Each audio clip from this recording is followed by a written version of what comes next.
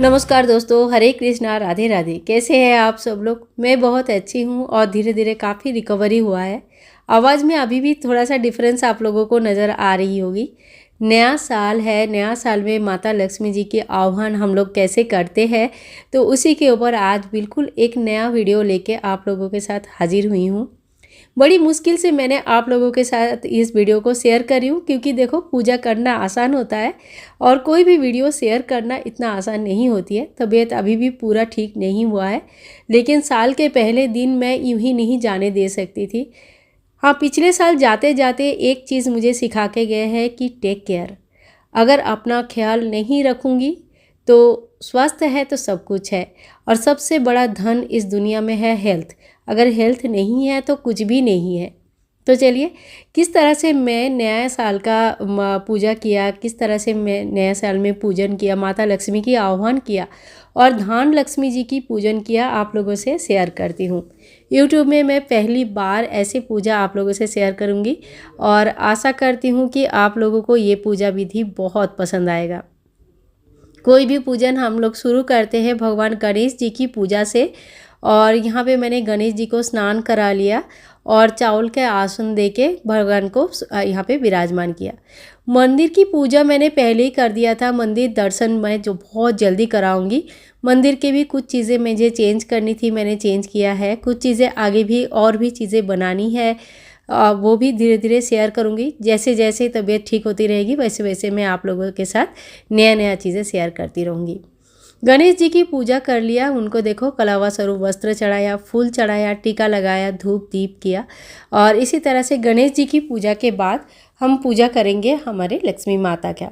आप लोग पूछते हो ना कि ये बड़े कौड़ी है, इनका क्या करती हूँ, कब पूजन करती हूँ। तो देखो, गुरुवार के दिन, पूर्णिमा के दिन, कोई विशेष लक्ष्मी पूजन के दिन, पौष के महीने में लक्ष्मी पूजन के दिन, पौष के महीने मकर संक्रांति के दिन, ये विशेष कुछ दिन होता है जिस दिन ये सारे लक्ष्मी कारक वस्तु जितने भी आपके पास है सभी की पूजन किया जाता है। तो मैं भी देखो सभी को एक थाल में इस तरह से बैठा लिया। अलग अलग पूजन कर सकते थे, आप चाहे तो कर सकते हैं, लेकिन मुझे अभी जो है ना, मेरी अभी तक सिचुएशन उतना अच्छा नहीं है कि मैं बहुत ज़्यादा देर समय नहीं दे पा रही हूँ। थोड़ा सा अभी भी रिकवरी में टाइम है। मैं सभी को एक थाली में बैठा के इस तरह से अच्छी तरह से स्नान कराया, अच्छी तरह से उनको इत्र लगाया, पोंछा, साफ़ किया। और फिर यहाँ पे देखिए, यहाँ पे एक पटला रखा। यहाँ पे माता लक्ष्मी जी और नारायण जी की मैंने यहाँ पे विराजमान कर दिया।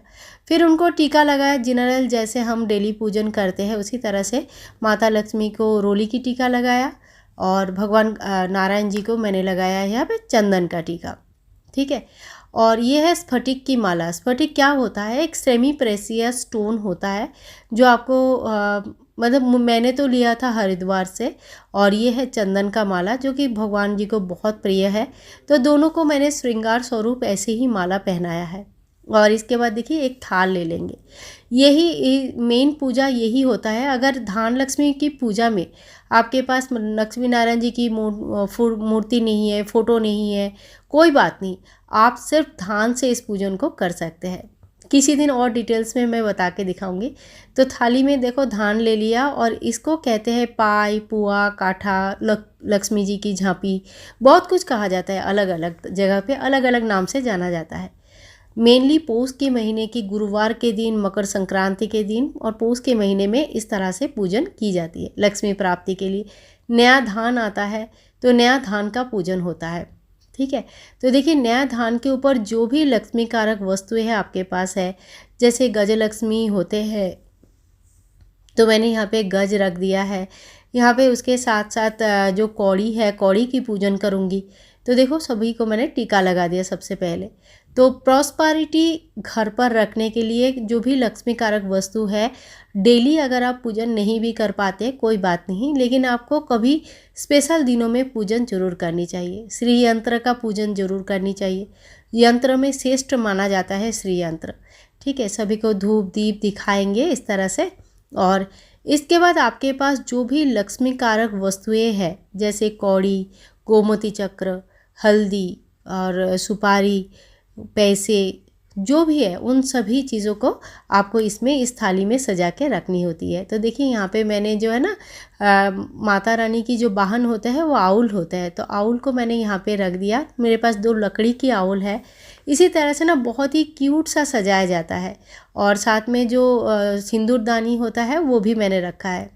एक 10 रुपये का एक कॉइन रखा है, इसके ऊपर कौड़ी, एक गोमती चक्र, जैसे जैसे मैंने आपको बताया उन हर चीज़ को एक एक करके मैंने पाई के ऊपर रख दिया। कोई कोई का बहुत बड़ा पाई होता है ये, जिसमें धान रखने वाला है और उसमें बहुत सारी चीज़ें वो सजाते हैं। तो मेरे पास छोटा सा है तो मैंने उसी हिसाब से सजा लिया है।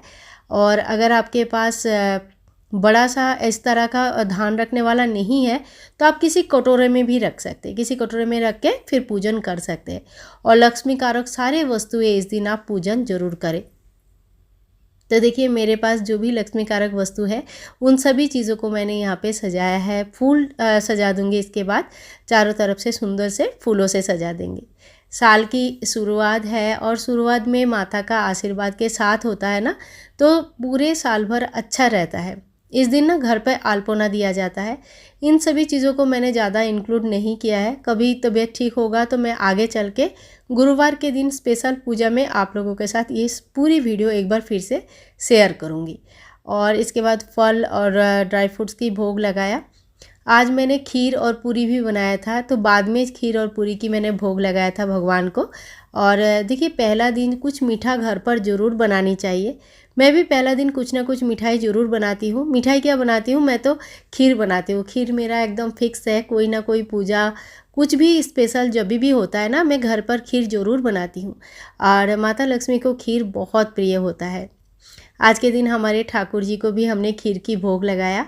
इसके बाद देखिए ये बंगाली में लिखा है, शायद आप लोगों को पढ़ने में दिक्कत आ रही होगी, नहीं पढ़ाया जा रहा होगा।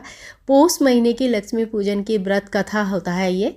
पौष के महीने में डेली इस व्रत कथा को पढ़ा जाता है। कोई कोई खाली गुरुवार के दिन पढ़ते हैं, ठीक है। तो छोटा सा व्रत कथा है, कहीं कहीं बहुत बड़ा करके भी दिया रहता है, तो मेरे पास यहाँ पे छोटा सा है। मैंने वो व्रत कथा पढ़ लिया और पढ़ने के बाद फिर शाम को भी आप चाहे तो पढ़ सकते हैं। मैंने सुबह ही पूजा के साथ ही पढ़ लिया था। इसके बाद आरती कर लेंगे। बहुत जगह पे लक्ष्मी जी की आरती नहीं होती है, हमारे यहाँ पे घंटी नहीं बजाते हैं, तो घंटी मैं नहीं बजाऊंगी। आरती हमारे यहाँ पे करते हैं तो मैं आरती कर लूँगी। आपका जो भी भाषा है, जिस तरह से भी आप पढ़ने में कंफर्टेबल हो, जो भी बुक्स आपके पास है वही बुक को आप पढ़ो। कोई ज़रूरी नहीं है कि आप किसी ने कुछ बुक्स दिखाया तो आपको वही पढ़नी है। जो आप पढ़ते हो, माता लक्ष्मी हर भाषा, हर मनोभाव को समझते हैं। माँ है, अपने बच्चों का हर चीज़ को समझते हैं। तो दोस्तों आज का वीडियो आप लोगों को कैसे लगा ज़रूर बताना। अच्छा लगे तो please like share and comment.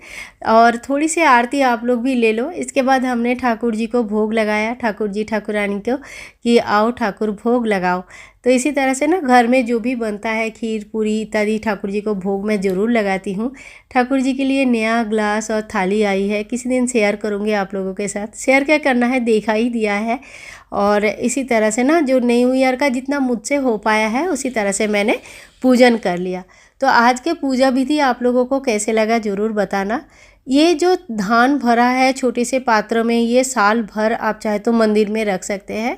और बाकी के जो धान है आगे कोई भी पूजा में आप यूज़ कर सकते हैं। बाकी चीज़ें लक्ष्मी कारक वस्तुएं आपके मंदिर में ही रखा रहेगा, जिस तरह से साल भर रखा रहता है। और इस चौकी को एक ही दिन में नहीं उठाया जाता है, इस चौकी को अगले दिन उठाया जाता है।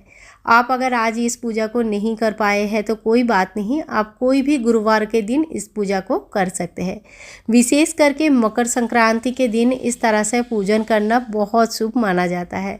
आगे चल के इस पूजा विधि के बारे में और भी डिटेल्स बताऊंगी। तब तक के लिए हरे कृष्णा, राधे राधे।